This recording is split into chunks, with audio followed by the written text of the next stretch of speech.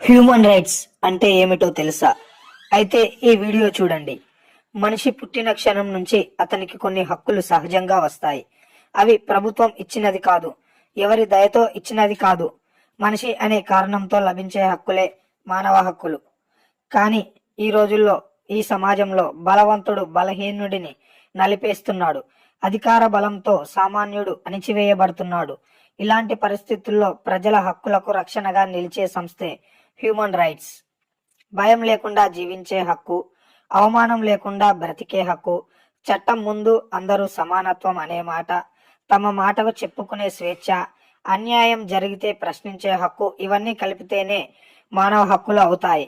ఈ హక్కులు ఉల్లంఘించబడినప్పుడు కోర్టుకు వెళ్లకుండానే ప్రజలకు న్యాయం దక్కేలా చేయడానికి ఏర్పడిన స్వతంత్ర సంస్థ human rights commission.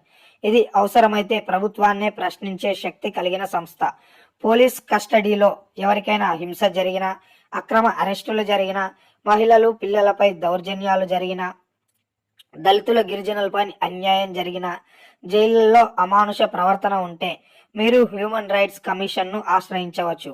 Human rights commission court కాదు, కానీ కోర్టుకు వెళ్లే ముందు బలమైన న్యాయ మార్గం. దీని సూచనలు చట్టపరంగా కాకపోయినా నైతికంగా చాలా శక్తివంతమైనవిగా ఉంటాయి. న్యాయం 4